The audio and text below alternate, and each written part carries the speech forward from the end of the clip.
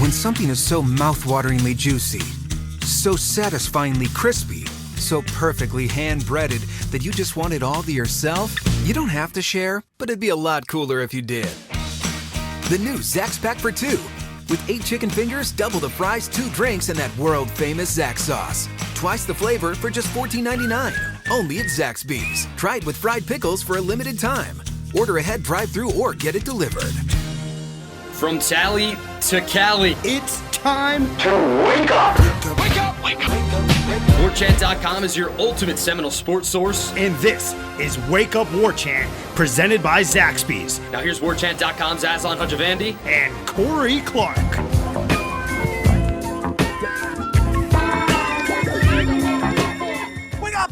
What's up, everybody? It's Wake Up Warchant, presented by Zaxby's. Indescribably good. We got 9 locations that are near and dear to us. Check them out throughout Tallahassee, as well as Douglas, Georgia, Thomasville, Georgia, and Mariana. Warchant.com is your ultimate Seminole sports source. Use that promo code Warchant30. 30 for days of access to the website. I'm Aslan. Corey's here as well. Corey, identify yourself verbally. Corey Clark is here. Corey Clark is doing the show with Aslan. Okay. You know, sometimes I'll read comments and people will be like, Corey, what is this all about? And I'm like, do they realize that I'm Aslan and the other guy who just spoke is Corey? It's bizarre. Yeah, sometimes people, I always bring up headlines, so I apologize for doing that. But again, doing that show, people over the years have accused me of saying dumb stuff that Jeff said. Really? And I'd be like, I would never even think that, much less verbalize it. But they accused me of doing it, and I know it was Jeff that said it. Oh, nice. Way to protect your guy there. Way to protect your guy. Have to. All right, we're going to do Renegade Express here momentarily. I guess maybe a couple news and notes. Florida State was doing some community good. I think they've actually been doing it the entire week pretty much over at Riley Elementary School. They're helping with a campus beautification project. Mike Norvell, a couple players, spoke to the media on Wednesday. All that's up on our YouTube channel, which if you're listening to this on YouTube, do hit the thumbs up button, subscribe. These things are important in the grand scheme of things. I know it seems trivial, but literally just click a button, change a life, change the world. So we spoke to everybody. I think Janaris, Ira Grab, as well as Tamorian Terry. I spoke with Steven Dix Jr., as well as Mike Norvell. Mike Norvell didn't really want to play ball. A little bit hurt by Mike not wanting to talk about football. Wednesday was just about Wednesday. Today's all about today, which I don't know. I guess it's you don't want to denigrate the good work you're doing and trying to help out your community by talking about football. Is that the sort of explanation? Yeah, I think so. And you don't want to, I think that's denigrate or diminish. Just diminish what you're doing and kind of make it seem like it's maybe less than genuine. If you're at this place talking about all the good work you want to do inside the community for kids, and it's a really nice thing they're doing. They donated over $11,000 to buy books. They built a stone garden for the kids a rock garden. So I'm going to call it a stone garden for the kids to decorate when they get back to school. And you don't want to be then like, oh yeah, well we're going to be running a mostly 4-3 set, and it just kind of when you talk about how important this is. Maybe it diminishes it a little if you then go and talk about football for 10 minutes. So I got it, but I also understand that when you haven't been able to talk to the head coach for a long time and you get an opportunity, you'd like to discuss football a little bit. Not even football as much as like your thoughts on the season and what's been going on kind of thing. Yeah. Oh, we should get some answers to that, courtesy of our own Irish show fella here in the coming days. I don't know. It didn't drop on Thursday, so I would hope he wouldn't waste this great story he's been working on for a Friday. I believe that's going to happen, Aslan. So why you don't drop anything on? I don't know. Maybe it works different in print and online, but like in television, we didn't put anything good on Fridays. Like, not that we would sit on. I mean, we would sit on stuff. Like if there was something breaking, obviously we would cover it. But if you had like a really good story you'd been working on for a day or a few days, like Friday, Saturday, absolutely not. Like no one watches local. Yeah, but that's that is different. I mean, if you're talking about like a Friday evening newscast, yeah, people are doing stuff on Friday evening. Friday at 2, to me, 2 p.m. noon on a Friday is no different than noon on a Thursday or noon on a Wednesday. They're all work days. They're all weekdays. Yeah. People are still in front of their computer. I'm in front of my computer on a Friday afternoon.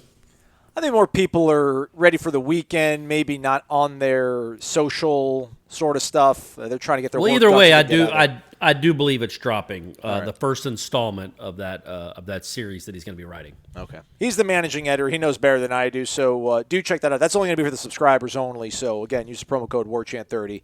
I do think you'll like it. Heck, I can't wait to dive into it myself. Otherwise, so yeah. Well, tell them what it is. It's a detailed look at like the last 4 months since this whole thing started about how Florida State maneuvered. The Florida State football team had to maneuver and adjust to deal with COVID. Like every football program has had to deal with it, but it's an inside look. It's a lot of interviews, a ton of man hours or IRA hours devoted to this. So go read it. And if you're not a subscriber, go subscribe. I mean, Ira is a man. Why would you – are like Ira hours more gritty than man hours? I think IRA hours are a whole different ballgame than just normal man hours. An IRA hour is like a normal man's 2 hours. Would this – basically this would have already been up and digested had you worked on it is what you're trying to say. Oh, it would have been – people would have read it on Flag Day. Yeah. They would have read it a month ago. But maybe that's different. Maybe not Bastille Day. Maybe Bastille Day, at least Bastille Day. But, yeah, I do think that, Ira's worked on this. I read the first installment. It's really good, and it kind of sets the stage for a bunch of really good stuff to come. So go read it. The headline is an inside look at the most daunting offseason in college football history. And now I'm always accused of hyperbole in saying stuff that isn't maybe it's a bit exaggerated. There is nothing that's exaggerated about that headline. You can't, absolutely. There has never been anything close to this. Since college football was college football, man. I know there was World War II and there was the flu back when Princeton was good at football in the late 19-teens. But since college football became college football, since integration, let's put it that way, since college football actually counted and mattered, this is by far the most, I don't want to say ridiculous, daunting offseason in sports history, college football history. So do check that out. Maybe we'll have Ira on the show Monday to talk about the first segment and then there you go. Preview his forthcoming sort of segments. Otherwise, sort of the big news that dropped on Thursday, the NCAA released, I should probably get the official sort of title. The NCAA Sports Science Institute released extended guidelines. It's called like a reintroduction or resocialization into sports. Some of it a little more uplifting than other stuff. Also, Ross Dellinger of Sports Illustrated apparently got hold of a draft that was written up on July 8th that appears will kind of be like the universal Power 5 uniformity protocols for how they're going to get the season to go. Some confusion in some of that stuff. Some answers, but I still think more questions are out there, obviously. But, my kind of concern was, okay, like someone just make a decision on when you're going to play a season, because then you can start working on these concepts of how you're going to actually execute it. And I was like, well, we've almost gone a whole week with the Big Ten having said conference only, same thing with Pac-12, and they haven't done anything of substance to kind of say, well, this is how we're going to do it. It was just kind of like, we're going to play, and we're just going to play ourselves, and all right, good luck, everybody. But I guess the big thing in here, Corey, you've been really busy, super busy, so you weren't able to kind of dive into all this, is that – that was a shot. I know that was a shot. I was trying to protect you, man. Come on. Come on, man. Super busy. That's exactly right. Well, you got other, you have a child and stuff. I don't have a child. I don't have a significant other. I don't have a personal chef preparing my meals. No, you don't have any of that. Podcast. That's right. But I guess the thing here is, Corey, is that they said apparently they're going to do testing, and it sounds like they're probably going to do testing once a week, and it's going to be 72 hours prior to competition, which seems like it's going to probably open up a door of a lot of whole issues. I guess, but even beyond that is that if you test positive, you must isolate for at least 10 days.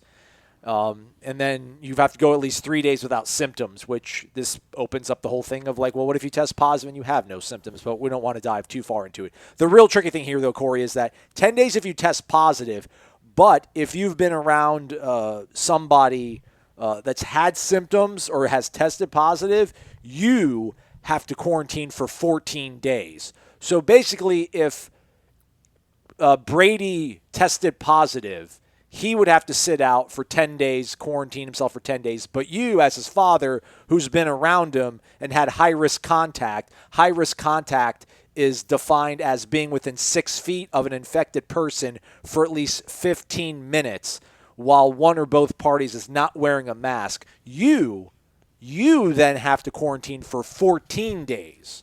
So everybody's like, what? That makes no sense. The only thing I can make sense of it, it sounds to me like this is kind of the backdoor way of telling these kids, don't go out.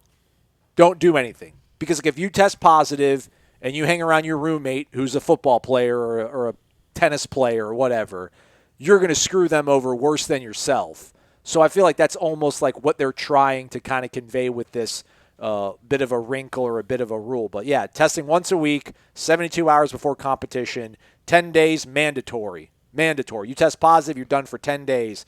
And then 14 days you have to quarantine if you've been around, if you've had high risk. So that's an NCAA mandate, not mandated, but that's an NCAA type of model, like for all of NCAA football? Well, yeah, Power 5, yeah. It just feels like that would – why couldn't a conference say we're going to do it 3 times a week? You know what I mean? Like it's expensive, man. I don't know. I get that. I get that there's an expense involved, but it's also going to be really expensive if you get half your football team sick and can't play. Yeah. A lot more expensive than a few $1,000s on some extra tests. That seems bizarre to me. It almost feels like a typo. Like it just makes no sense to say that if you have it, it's a 10-day minimum. If you don't have it but have been exposed to someone that has it, that's a 14-day minimum. It just that boggles. That makes no sense. Much like, not that anybody really remembers this or cares, but the one season where the NCAA decided they were going to start the game clock before first down. Do you remember that? No. Yeah, it was the year that Florida State played at NC State and lost. One of those years, 2006 maybe. Okay. No, it was like 2006. It was when. It was the last game of Amato's era, I think. It was the last win they had. I think I remember that. Oh, geez, my desk that goes down. Sorry, I just totally ruined that good segment, that heater that you were on. I don't know why my desk goes up and down, and for some reason it just went down 6 inches and almost decapitated my legs. Oh. But, yeah, I think there was a year where Urban Meyer was mad about them doing that because it was going to take away their ability to run as much the volume of plays they want to run, which was part of their. It was so idiotic that it defied belief. It just defied belief. Like, what are you talking about? You're going to run the game clock before? And the reason I remember the NC State game is because Florida State threw an interception late or something and was trying to get the ball back, and NC State ran out the clock because they got to run 40 seconds before they snapped it on first down. So that the Florida State could only stop it once, and they get to run out the clock. I just remember that. I think it was 2006, but it could have been one of the other ones. But at any rate, this is as dumb as that. Like that just makes no. Again, I don't even want to comment on it because it seems like it has to be a typo. There's no way somebody that tested positive would get less quarantine time than just somebody that had been exposed to it, but had apparently tested negative. Like. Obviously, you're saying that person tested negative because if they tested positive, they've been in the 10-day window.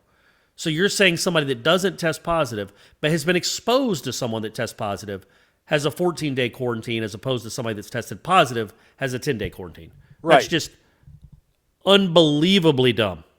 Well, I think it's to avoid the spread, man. And again, I think this is putting onus on like personal responsibility, like personal accountability of like. Don't go out, man, because if you test negative, you're all good. If you go out and put yourself in situations where you're not in controlled environments and you get yourself sick. But quarantining the positive people is how you stop the spread, not the quarantining people that may have been exposed to it. But that's the thing. You're punishing everybody. Like you're doing this almost draconian thing. So it's like, hey, don't risk it. You know? Yeah, no. I just feel like maybe they both should be 10 days then. But also, we'll see. I definitely think there'll be some amendments to this. I think there'll be some adjustments. I don't necessarily think the NCAA can mandate what the ACC or SEC does. Those can just be guidelines. The SEC might go out on their own and say, no, we're going to have 3 tests a week. I don't think so, though, man. They're And if you really worry about safety, why 72 hours? Can kids not catch it between Wednesday and Saturday? Why would it not be Friday night? No, it's bad. Yeah, that's a bad idea. That's got a lot of holes in it. I don't understand that. Because you're leaving yourself way open to it. Because you can. I mean, by that time, because 72 hours before a game, that's going to be like you'll get tested on Wednesday, and then Thursday, Friday, or whatever. You got 5 guys that have been exposed to it. Then you play a football game, and then your opponent comes in there totally clean with clean bill of health, and then who knows? Well, then you're not going to get another test for another week, and then who knows what can transpire between the game. Going out and maybe having a post-game celebration with some friends at a party or a bar or a club. The once-a-week thing does sound a bit dubious, but it does – I mean, not dubious. Like, it's going to happen, it sounds like. I mean, I think, in our group text, I think Ira said that's what he's been hearing as well, is that it's probably going to be once-a-week testing. I just don't understand why once a week on a Wednesday. Why not once a week on Saturday morning? Probably or before the travel time. I mean, because you're going to have to test 100 guys. I mean, you have to test 100 players. I don't know if they can get it turned around. Yeah, I guess. Yeah, you're going to get the results by Friday, but then some of those results will be obsolete because maybe a kid caught it. Most of them will. In the middle of the anyway. Yeah, let's not get too far into the. Yeah, let's not go. Let's not dive into those weeds. The one thing though, and this was a little bit disappointing, was I guess in the tweet was NCAA Power 5 come together for unified rules about testing protocols and possible cancellations. The only thing it really talked about, the only way that games sound like they'll get canceled is that the public health officials have to step in and pretty much say that the campuses or the towns that these campuses are located in don't have a good control of the spread, which, I mean, who in Leon County, who in Baton Rouge, who in Knoxville, Tennessee is going to be like, you know what, we don't have control of this, shut down the football team. I did want to kind of maybe see something about, I don't know. I mean, I guess ultimately if you got 50 players, you probably can play a football game, right? The NFL does it every week. So, hey man, Bear Bryant's team, that A&M team, I think they had Boys. The Junction Boys. There was 9 of them that played. There's only 9 of them that left after their week in the desert or whatever. So yeah, you could play with 50 guys, sure. Ultimately, though, this is what I wanted, though. Reveal your plan so that it can be scrutinized and tweaked and improved. Because if they would have rolled this out August 28th or whatever, like a week before the game started, pandemonium, like what are we doing? So again, I mean, this is part of the process. Everything's going to get vetted. To Corey's point, maybe some coaches will step in and look at this. Because again, these are the commissioners and health officials that they're working kind of in concert with. These aren't athletic directors. These aren't coaches. These aren't trainers on the teams. So maybe when their feedback comes in there, they can kind of hammer out and iron out some of the more concerning parts of it. But again, it's a step. It's a first step. And that's what, I mean, I don't understand. You know what I don't understand? So what don't you understand? So say they test every week. So you test a kid on a Wednesday and he tests positive. Right. Okay, well, what if he had got it Tuesday? And by the time the next week rolls around, he doesn't have it anymore. Because some people, will you test him that next Wednesday? But this is the thing. Again, I love you, Corey, but I think you are probably on the right side of this. Like, you want to be flexible, you want to be dynamic, you want to be innovative. Sure.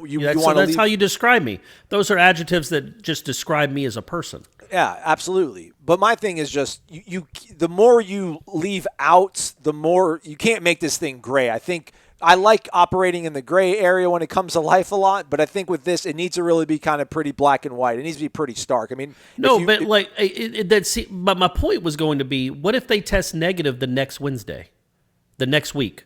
They had it for 5 days, that ran its course, and then they test negative the next Wednesday.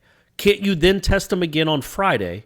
And if they test negative again, why wouldn't they be eligible to play? Well, yeah. I mean, if they want to outline something about, that's what I think it should be. It should be, I think it's golf. I think the NBA is going to have something similar where you have to have 2 negative tests within a span of 72 hours, right? Yeah. I mean, I guess it's just the testing, the cost of the testing. Which, go ahead. It'd be nice if the NFL could foot some of that bill, since this is their, unpaid scouting they get to do. But yeah, I guess that's why they can't do it. But to me, that makes more sense than just a blanket 10-day or 14-day window when the kid might literally be negative the next Tuesday or Wednesday. It might feel nothing, but he's still technically got to wait 10 days even though he's negative. He doesn't have it anymore, and he's less of a risk than anybody else on the football field. Yeah. But he still wouldn't be able to play. A couple other interesting things here are that, according to this document, again, the draft was July 8th. It's not a final sort of mandate, if you will. But in that draft was that coaches, there's no requirement for coaches to get tested. Staff members, though, must wear a mask on the sideline. The coaches that don't get tested also have to wear a mask. So you can, I guess your option is if you're a coach, you can either get tested or you can go without getting tested, but you just have to make sure you wear a mask. And then I'm trying to find the actual quote here, but I remember reading it. I was like, well, that's pretty interesting. But I'm pretty sure, and I'm going to try to sift through it again to get the actual verbiage on it. But if you test positive as a player, you're good the rest of the year. Like you won't get tested anymore. Because I guess they're operating maybe under the thought of antibodies. But yeah, there's Clemson's set. So yeah, that's the whole herd immunity thing that seemed outlandish and ridiculous. There's a bit of sort of perhaps. Well, for a football team, it's hey, go for it, do it. For the country, herd immunity is a whole different ballgame. You're talking about we are like 1% of the way to herd immunity. Imagine this for another, what would that take, 2 years? Yikes. I promise it's in there. I wouldn't have made this up. But it's all right. I believe you, man. I believe you. Here it is. Athletes who have previously tested positive for COVID-19 are not required to be tested weekly unless they show symptoms, the document says. So. Okay. All right. Oh, that Dabo. Dabo. One step ahead. Clemson and who's going to be? Clemson and Kansas State are going to be playing for the national championship this year. Oh, and the Little Apple, Manhattan. Play it there. Right. No need to play it at the bowl sites. All right, let's get on our ponies. Let's do the Renegade Express. All these questions come from our valued subscribers on warchant.com. And it's loading. My internet, not the best. All right, here we go. Leon Knoll 12. Wake up! In regards to Akeem's new haircut, that being Akeem Dent, does he not look like Lamar Jackson? It's 2020, Leon Knoll 12, and you're asking two white guys, or at least one white guy, one whitish guy, to comment on the appearance of a black guy versus another black guy. That's not what it's not what we do these days. It's not what we do. So did he get all his hair cut off though? I didn't see that. He did. Picture. It's true. I actually, I saw him carrying 2 boxes of Zaxby's at Riley Elementary School. Yeah, Akeem. I wanted to tweet it out, but then I was like, is this like name, image, likeness? Am I taking advantage of our guy, Sauce Magic, Palm Beach County, Pahokee, stand up? His hair looks like Lamar Jackson. I'll give you that. How about that? Is that okay? Is that a good? Sure, man. Let's. Nice? Yeah, I'm not answering that at all. Anyways, will the change in leadership help young alumni like Aslan's friends donate? Also, what would the perfect 10-game schedule be for each of you? I think with leadership, he's talking about the changing of the guard with the boosters. Going to CMU, grabbing our new CEO of Seminole Boosters, maybe our new AD. Will that help spur perhaps more engagement? Michael Alford, he's got a name, by the way. I do know it. And Andy Miller has a name, too. Yeah, there you go. Who is retiring. Yeah, so my friends, man, love Florida State. I don't think any of them, I don't want to put words in their mouth. None of them have been boosters, and especially right now with the way the economy is, I don't know if they're like in a rush to go ahead and do it, but I don't know, maybe there'll be some sort of plan or perk or giveaway that makes sense, and my friends that live 4 hours away and have children and can never get away from their house will do it. But I wouldn't hold my breath. Yeah, and I don't know what the difference in the change in leadership will do as far as that goes. And I'm not a booster. I'm not an alumni, so I it's hard for me to even hypothesize on how that would affect it. I just can't believe. I mean, I know I can because I've known about him since since I've known about Florida State football. My man, Andy Miller, did that job for 45 years. Yeah, man. I mean, that is incredible. I mean, I guess there's people that do that, right? That work the same job for 45 years. Yeah. But think about what Florida State was when he started that. And then the journey he went on in that role from glorified high school program almost. And most of the programs back then were, especially if you were an independent in the early 80s, late 70s, early 80s, till now, where it's just this behemoth in everything that he saw along the way. Man, what a crazy, crazy journey.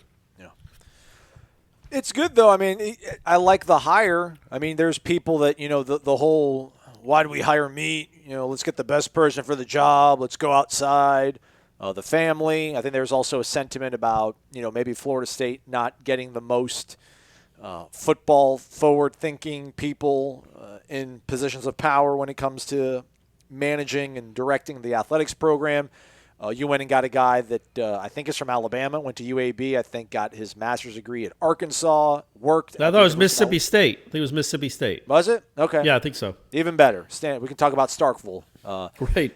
Worked at Alabama, marketing, which, I mean, obviously talking about probably the most lucrative, most powerful football program in the entire country, and has been an athletics director at a probably underserved university, and it seems like he's done a lot of good work up there. So, and isn't Central Michigan still the Chippewas? They are. Man, I'm telling you, I know there are some Florida State fans. I've been asked multiple times in the last week about what do you think the odds are they have to change their name, and I think the odds are 0. But I still think that Florida State fans. Well, I mean, it's low, but yeah, I'm not going to say 0. Okay, 0.6.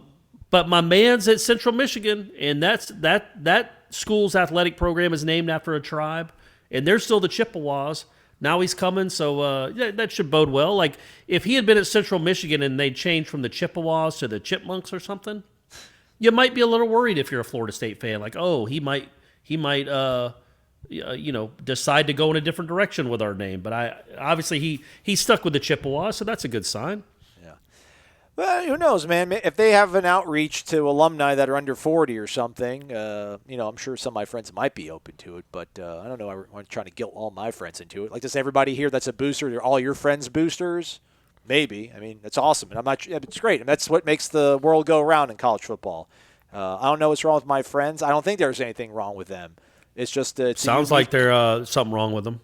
Get out the checkbooks, boys. I guess. You can't complain about the football program if you don't get out the checkbook. Am I right, Aslan? Yeah, well, things they really don't, though. I mean, they're not happy with things, but they don't call into the show and post on the threads and stuff. So, it's not like they subscribe to Warchant and then don't support the football team. That would kind of – I shouldn't say that. Sure. Next question. Well, what will your perfect 10-game schedule be? Like a 9+1, or you want an 8+2 model? 9+1. That's fine. You don't need to play anybody else but Florida. I mean, as far as the plus portion of the schedule, you play Clemson 5 times. If they played Clemson 8 times this year, remember when Dabo said in 13 that if we'd have played them 10 times, we win 5. Right. If they played Clemson 10 times this year, do you think they win 2? Yeah, that's a lot. I do, right? Yeah, I do think there's a chance. That's how much I trust Norvell and the staff. That by game 5 or 6, figure some stuff out. They figured some things out. Yeah. Plus, maybe Clemson rests Lawrence because they've already beaten Florida State 4 times in a row. Like, literally, I know they talk about the pod and all this and anything to do it, and I'm completely on board.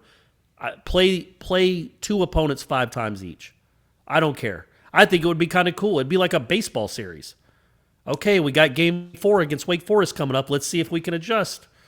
I think that would be kind of neat. I do. I've kind of warmed up to the pod thing. I wouldn't mind it as long as we had the right matchups. Like if you had Miami twice, Clemson twice, Georgia Tech twice, give me North Carolina twice, and then I don't know who's the weakest in the conference. Give me like Syracuse twice. Yeah, Georgia Tech twice. Georgia Tech's pretty weak. Or Georgia Tech, yeah. I thought I said them, but yeah, you did. So maybe NC State twice. Yeah, there we go. That'd be a good one. I think it'd be kind of cool. Yeah, it's like, all right, man, we played them in week 2. Now it's week 7. Let's see how much we've grown. I'm all about that. I like that. It's a good idea. They should just do that for regular football seasons now. Hey, I saw somebody say this, and I probably should have said this during the whole opening protocol medical thing. There's some people were discussing obviously the protocols and the procedures and all that kind of stuff, and is it going to happen? It sounds like it can't happen. Blah blah blah. Somebody, I don't know if they were joking, but I read. I'm like, that's actually probably like not a bad sort of scenario, but it was. I think they said it sounds like with this sort of setup, we'll get 2 or 3 games in if we're lucky. But as long as we look good, I'll take it.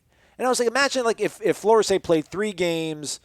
Maybe went 3-0, 2-1 if they lost to Clemson, but they looked good in those games. Lost to Clemson 35-31.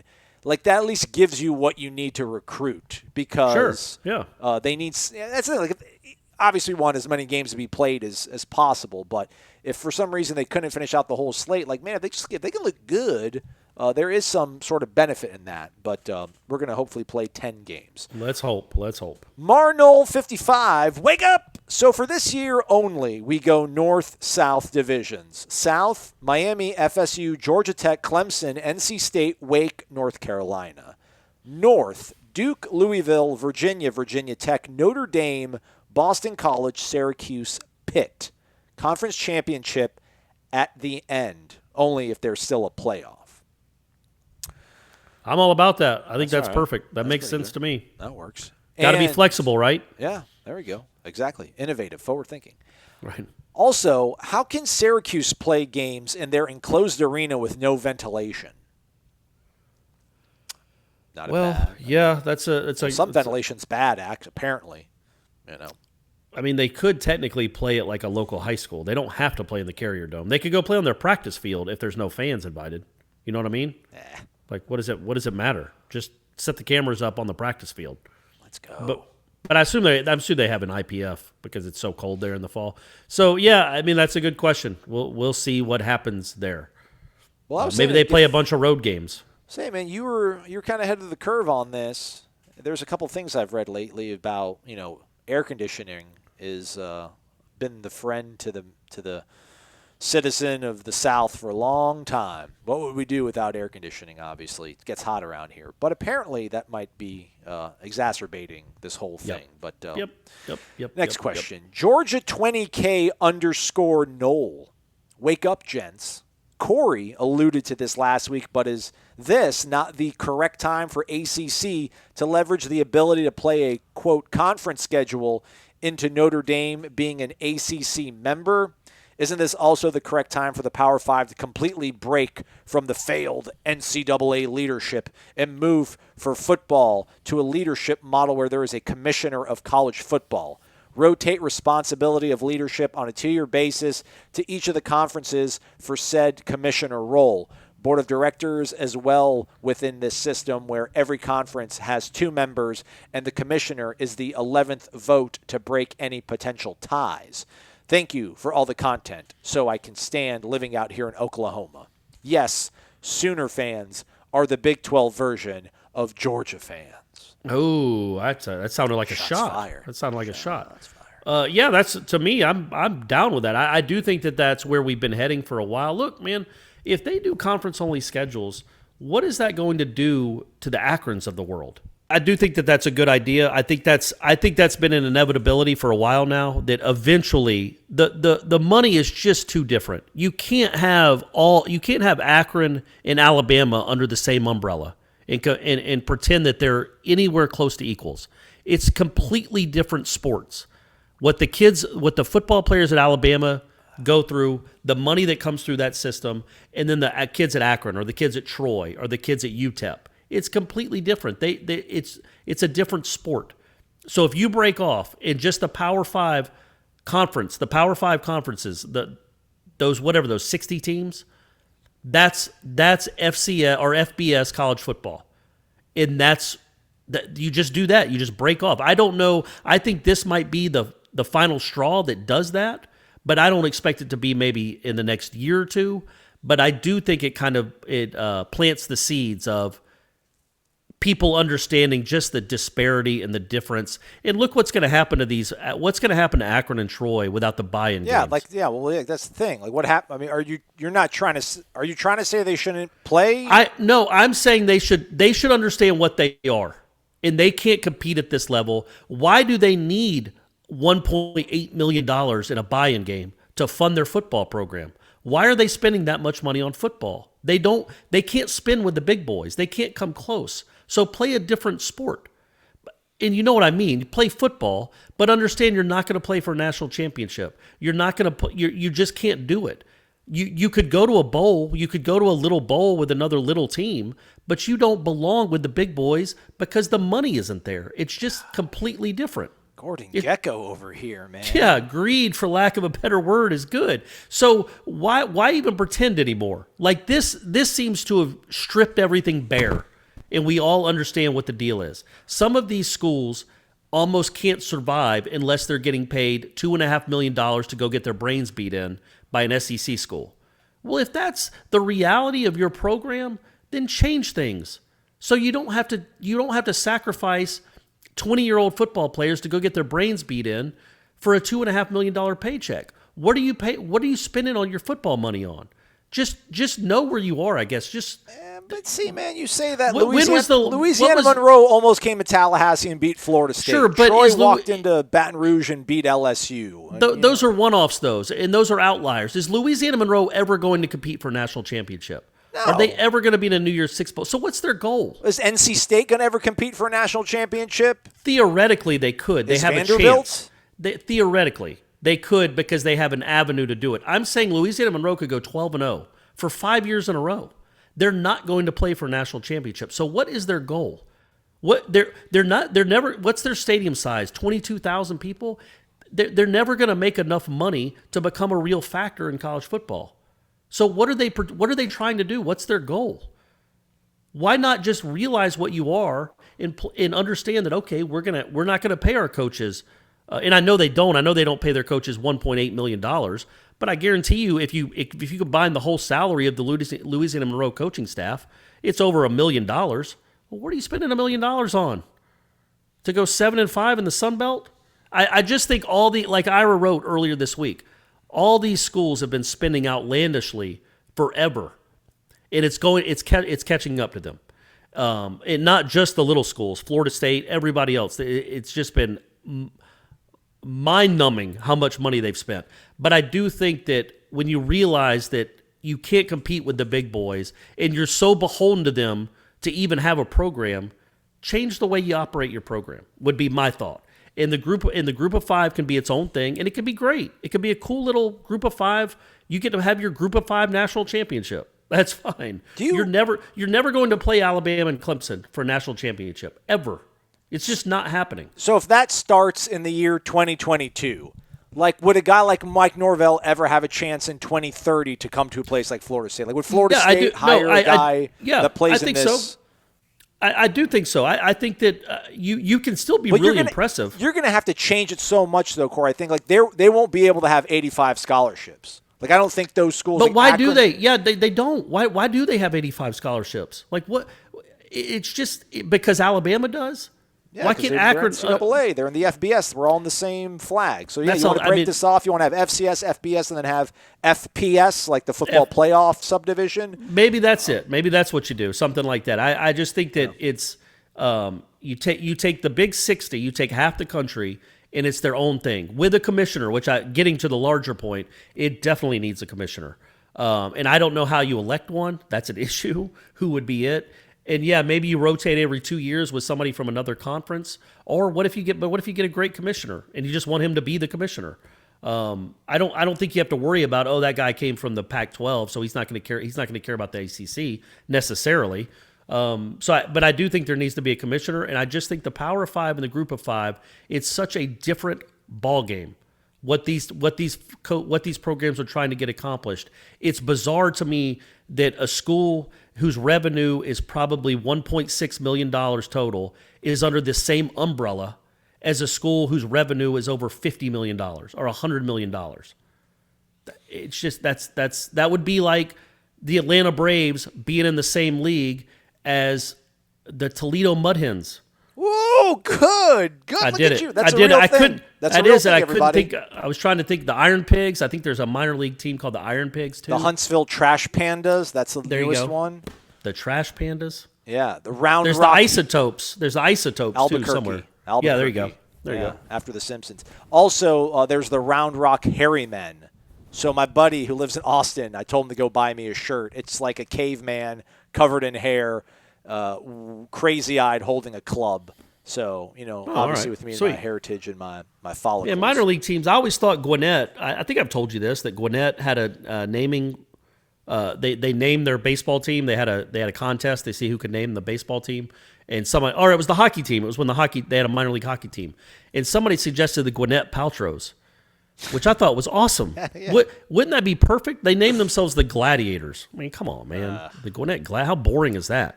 You could have been the Gwinnett Paltrows. And think of the mascot. Think of all the merchandise you could have sold. I bet she would have shown up for a game or two, but they blew it. The commissioner thing sounds good in theory. I think Mac Brown was on Feinbaum on Thursday saying, gosh, I wish we had a commissioner. I mean, I don't know, like, that just, again, everybody wants this, like, silver bullet. There is no silver bullet. This is a really difficult situation. Yeah. And you have to make really difficult decisions. Nobody wants to be the guy that has, like, the blood on their hands with this. I mean, like, I don't know, like Mark Cuban, that's somebody I think that isn't too, is he polarizing? So if Mark Cuban was running college football right now, like, what would be different? I mean, I don't know. Maybe he would have stepped up and said, all right. I don't think the Big Ten makes that announcement.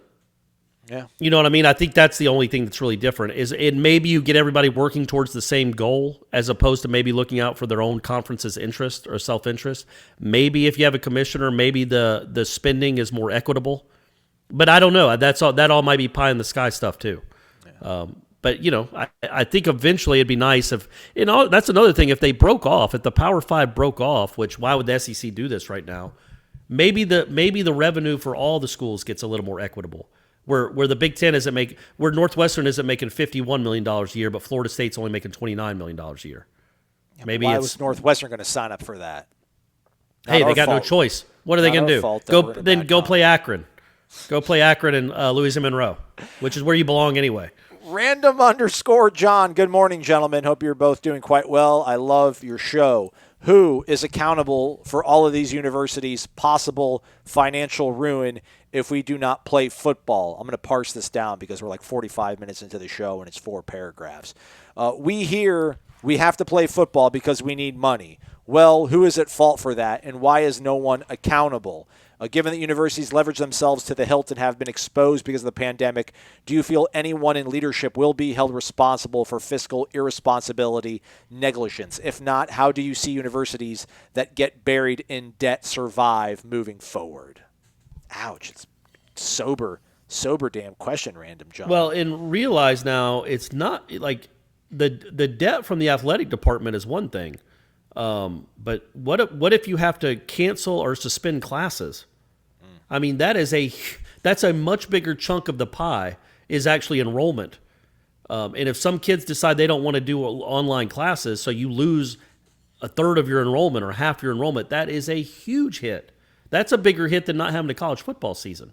So that too is a big deal. But in regards to the specific the topic about college spending, I don't know that you hold anyone. There's nobody that you could hold accountable other than they just spent like drunken sailors in the last 20 years. I can't remember the numbers off the top of my head from Ira's story, but I feel like the money spent on Florida State football or just the athletic department in general from like 2008 to 2020 tripled in just 12 years. Yeah. Why? What happened? Well, that's the whole thing. Everyone kept chasing, keeping up with the Joneses. Like, nobody was like, well, there's not a – and his point, too, was the fact that football spending has exploded like tenfold, but the quality of the product hasn't gone up. Like, football now isn't 10 times better than what it was in 1999. Like, the 2013 team, for as great as they were, they're not 10 times better than Chris Winkie and Peter Warwick's national championship winning team. Yeah, I mean, there needs to be a kind of – it almost goes back to what you were talking about with the group of five. So, like, who are you chasing? Like, what are you trying to be? Like you Well, don't what have to happens. spend like Alabama. Just because you work in the same office as somebody and your office is right next door to that person doesn't mean you have to buy the same car. Doesn't mean you have to buy the same 5,000 square foot house. Like you can, I don't know, maybe save it. Invest it in other ways. And who sets the market? The problem with college football all along, at least for the last 20 years, is the market has been set by the agents, not the presidents. Yeah. So the agents tell the presidents and the ADs, well, the going rate right now for a good coach is $5.5 million. So if you come under that, that's an insult, and you can't have them. Okay, well then we're not having them. Like nobody put a gun to these presidents' head and say, we're going to pay this guy $6.5 million to be our coach, or $3.5 million, or $4 million. I mean, that's a ton of money. And the agents started dictating salaries in this country, in this sport. That's always been the case, but man, it has exploded in the last 20 years. We're now, how many coordinators, how many assistant coaches are millionaires now? It's out of control. And it's out of control because presidents don't know any better and they get scared by agents. And the deals are ridiculous. They're one-sided. Jimbo leaves Florida State and doesn't owe a penny. He could leave A&M. A&M's on the hook for what, $60 million if he leaves? Yeah. Look, where's the grown-up in the room, and obviously this is hindsight, right, to be like, oh, let's not sign this Willie Taggart guy. Like, why don't we look at, Neil Brown at Troy at that time? Why don't we look at Mike Norvell at Memphis? Yeah, but why don't we look at Matt Campbell? And that's one example. But the ship sailed. Sailed a decade and a half ago. Yeah. That's the issue. Ira Story, FSU spent $23 million on staff salaries in 2010. It was up to $49 million in 2018. And then overall, $75 million in athletics in 2010. By 2019, over $150 million. So it doubled. They doubled it. They doubled both. Exactly. Where is that? Where's that money going? Yeah. It's just, but that Florida State is not alone in that. It's not a Florida State specific problem. It's everywhere around the country. And Florida State at least got a national championship out of the deal. But it's incredible how the salaries and everything have just ballooned out of control. They spent like drunken sailors. The bubble has burst. I truly believe that. This has burst the bubble. And hopefully this will go back. This will right the ship. Everything will be recalibrated to the way it should be. But again, 5 years from now, when this is a distant memory, fingers crossed, the salaries will start spiking again. That's just that's how it is. Because the agents are going to. You think about recruiting and whether or not you're going to have is Florida State flying charter Delta first class to their football games? No, they're taking a charter on Sun Country Airlines. Like, are they staying? Like, you go to Clemson, you're going to be staying at Sheraton hotels. If you go to NC State, you guys are staying at the Hampton Inn. Like, there's all these expenditures. Like, all these programs were taking the best flights, the best charters, the best hotels. And like a guy like David Coburn comes in here and people give him like a bad rap, like, oh, this lifelong bean counter. Like, that's exactly what this job has to be. Like, athletic directors should be people that are looking at how to spend money the most cost-effective, cost-conscious way possible, not just, you want that? Go ahead. Get it done. That's fine. Yeah, we got a blank check.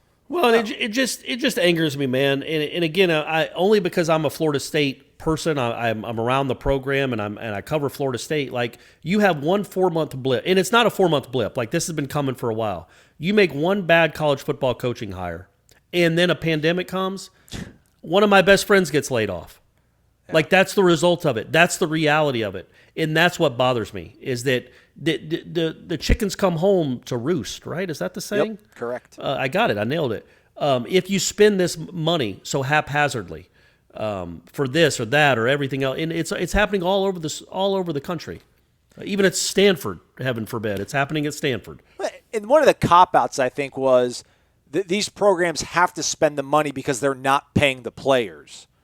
Well, it's like what? Like, you think, I don't know, like Jameis Winston would have been bothered if Florida State had like a $60 million surplus.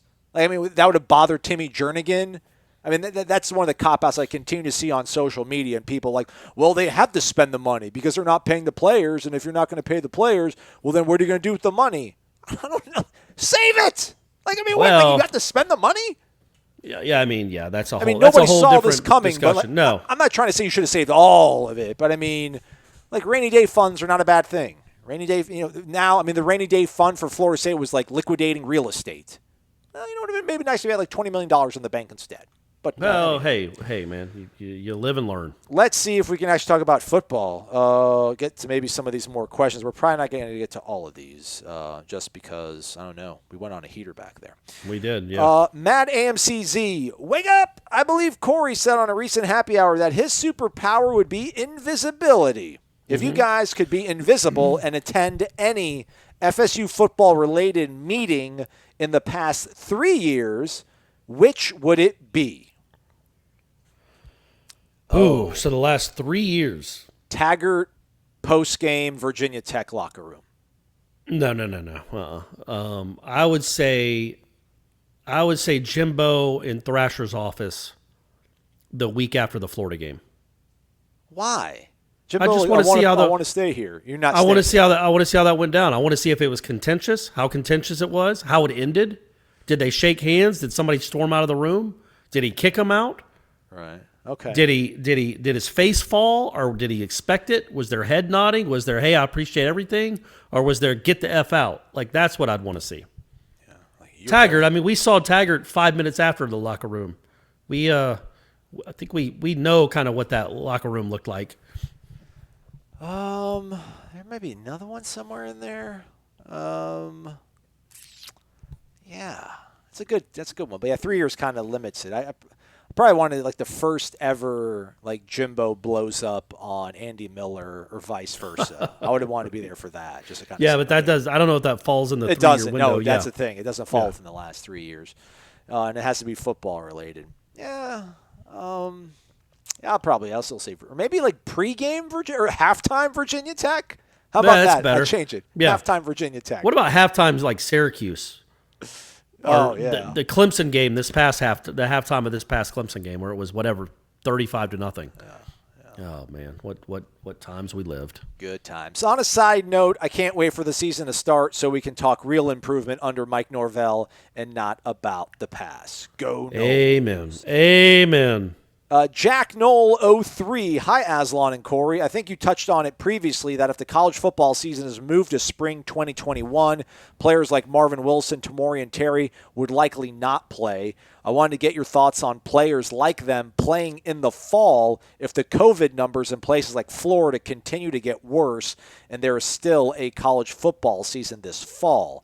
Personally, if I was Terry or Wilson, I would think twice about playing and risking my long-term health and NFL future for a shortened fall football season. P.S. Aslan, my father-in-law was the head football coach of your mighty Eastlake Eagles when the school first opened. Oh, that's interesting. There you go. All roads lead back to 3, 4, 6, 8, 9, man. Eastlake High School. Let's go. Fly, Eagles, fly. Yeah, I mean... So, I don't know if Marvin goes home to Houston, he's not going to get it. I don't want to be that guy. I don't. Well, but that is the reality. There's risk everywhere, and again, this isn't like you can get hurt driving a car. This is a whole different deal. But there's nothing that says these guys would be safer not on a college football team, but back home or working out at a combine place. They're not. The college campus is the issue, the problem. That's very problematic. But the actual football aspect of it, I don't think is all that problematic. But again, I'm not a doctor. But to answer the question, man, they came back for a reason. They obviously weren't like, it wasn't like Marvin or Tamarian were going to be surefire first round top 10 picks. So they want to put something on tape, even if it's just for a month. I genuinely think they want to put something on tape so they're not just looking at the 2019 season, but they have other things to look at so their draft stock can improve. I do think that. Now, yes, if it moves to the spring, I don't see any scenario where guys like them play. But if it stays in the fall, I do think they'll play. I really do. I think they'll. I don't think they'll take that into account until maybe the end of the season. When it's like, okay, I put 5 or 6 games. And look, that seems callous, I'm sure, but this is their careers. This is their livelihood. This kind of money could change their entire generations of their family. So it's something they need to think about. And if it helps them, to play 4 or 5 games, then that's what they'll do. But, I mean, that's easy for me to say. I think kids are invincible. I don't think they're worried about it. But then if North Carolina State has an outbreak of 8 kids, I think then maybe they start to reconsider things. I think Florida, we have to be amidst the worst of it right now. I can't imagine it's going to get worse, knock on wood. Or at least by September, surely we will not be in the position we are right now, at least here in this state. So, if they can survive the next month and a half, I think they'll be less exposed to risk. But to Corey's point, I think they'd play a few games, and then if there's writing on the wall with other programs like, flagging positive tests and maybe having to cancel a game, then you're like, all right, man, I got 6 tackles for loss, 3 sacks, and we've lost a game or whatever, and there's not going to be a football playoff, or maybe I'll shut it down now. But they do want to play, man. I think that's another thing. They're football players. They do want to play football.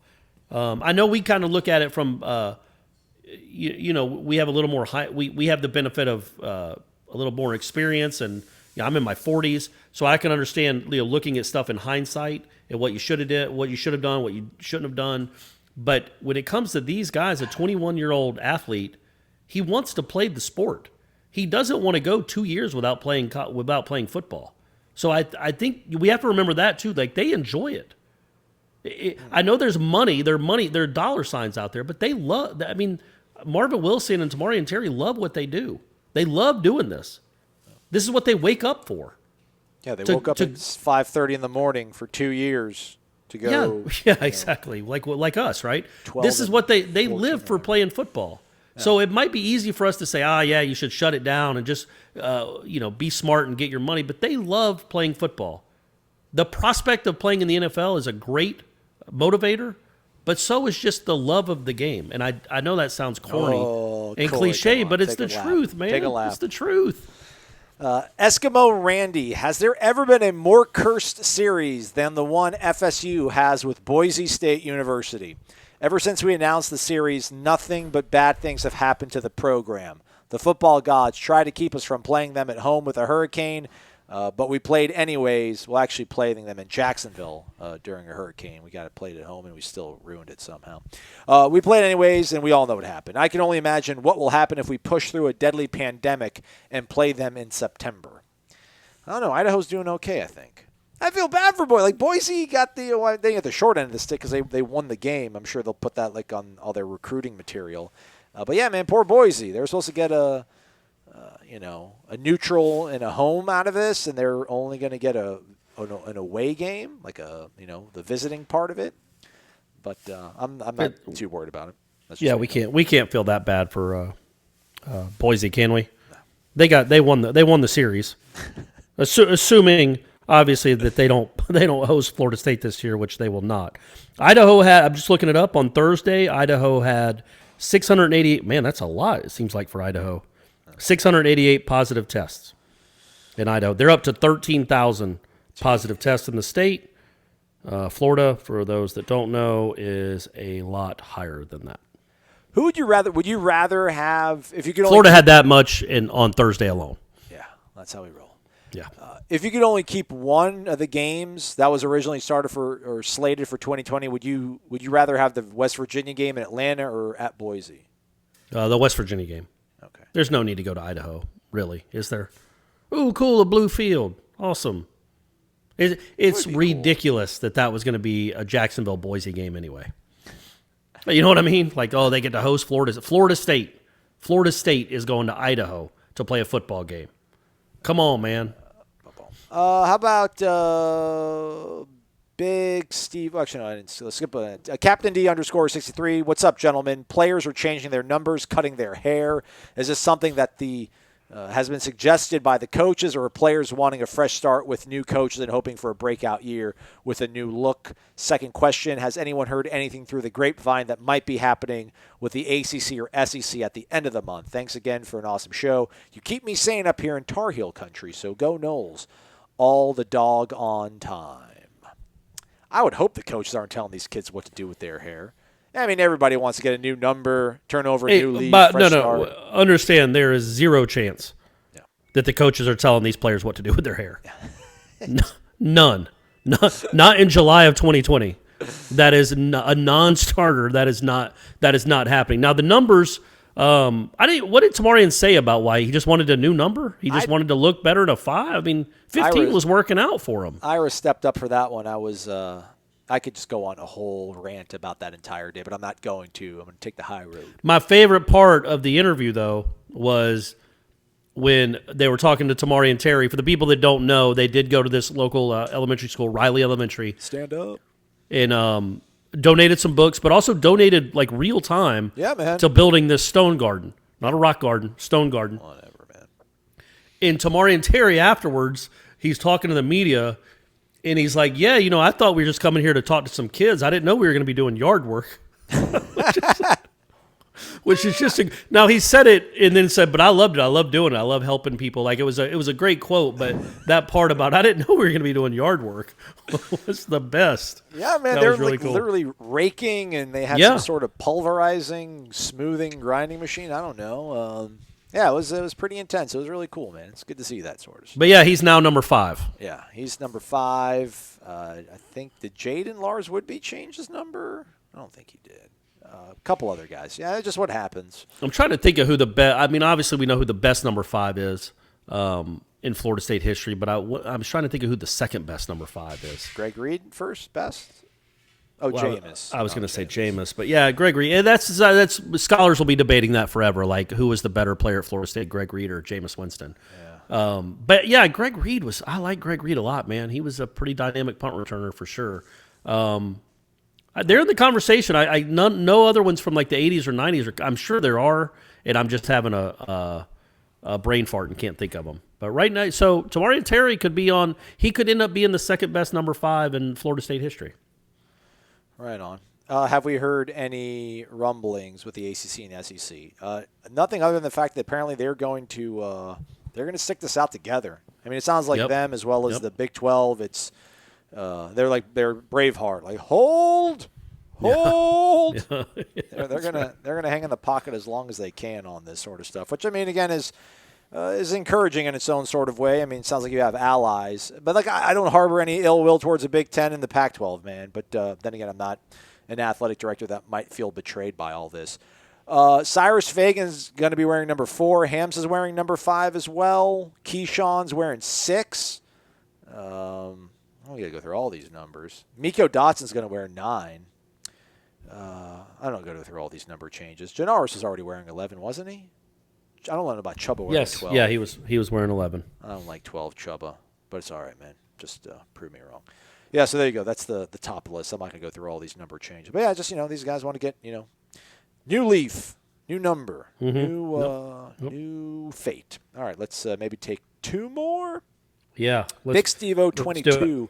Wake up, fellas. Hope all is well. I have an interesting question to ask you guys. Great, that's what we like.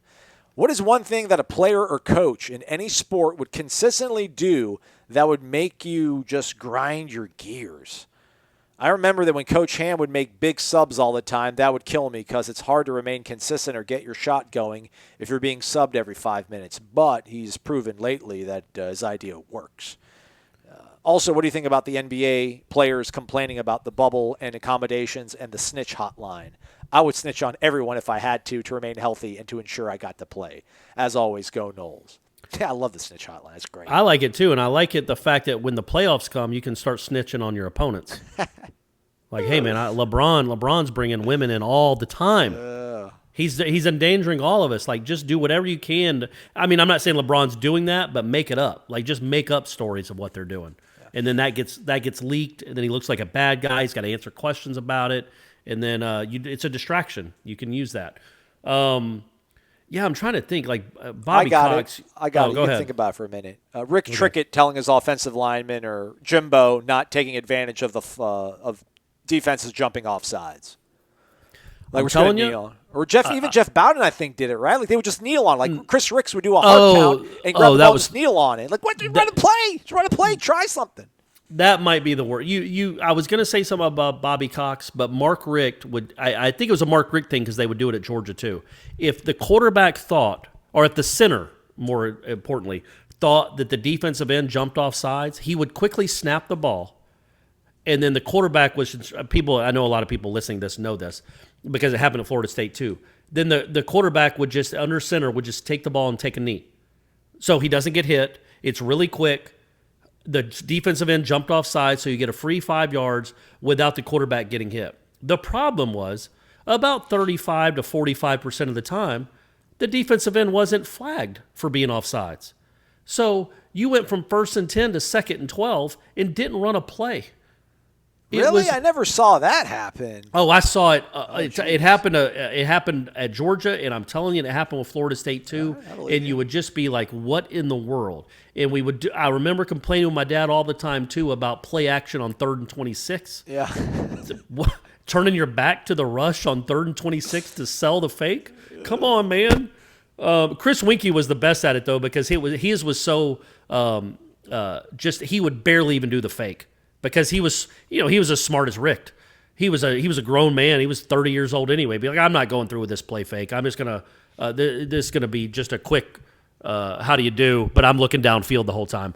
But I was gonna say Bobby Cox always doing platoons, always. A guy might go 5 for 5 with 3 homers, but if he's a left-handed hitter and there's a left-handed pitcher the next night, he's not playing. Yeah. It just always bothered me so much. The platoons and there's a lefty. His last real decision as a manager, and I'm a Bobby Cox fan. I'm a Braves fan. God love him. He took out Craig Kimbrell with the lead in Game 3 of a playoff series that was tied 1-1 in the 9th inning with 1 out left to get. He took Craig Kimbrell out of the game because a left-handed batter was coming up. So he brought in his lefty reliever, and what do you think happened, Aslan? Bad things. Yeah. Weirdly, the Giants hitter somehow got a hit off some guy. I think his name was Mike Dunn. I don't even remember his name. Bobby Cox took out one of the best closers of all time when he was throwing 100, back when he was like 22, to bring in a lefty because a lefty was hitting. And they never won another game. That was the last real bad decision of his managerial career. It came in October, and it was pretty fitting.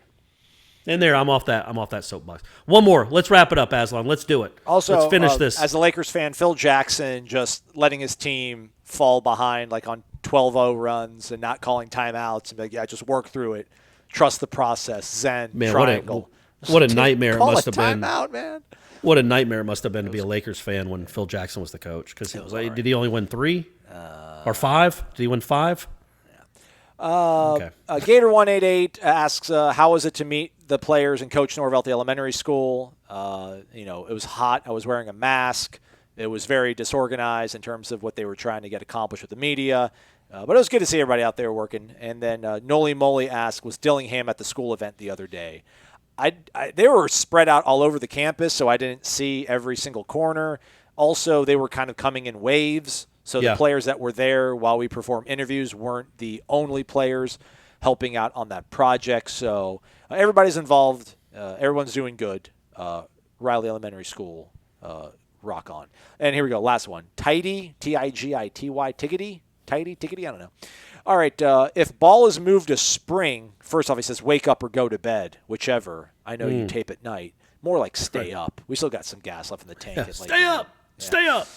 All right, play a question. If football is moved to spring, what are the chances early enrollees that joined the team in January would be eligible to play? With the high likelihood draft-eligible seniors sitting out a spring season, would the NCAA allow early enrollees to play, and if not play, maybe practice? Well, they definitely would be able to practice, I would think.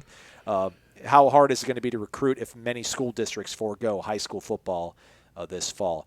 Well, very hard. If they were going to play in the spring, weren't they going to give baseball more scholarship? No, the whole thing with the winter sports and spring sports that got canceled this past year, those players were given an additional year of eligibility, but it won't count against the overall numbers or something like that, right? When it comes to baseball, Chase Haney can come back if he wants to, and it wouldn't throw a wrench into Meat's numbers, right? I think they would probably try to do something like that with football if they do go to spring.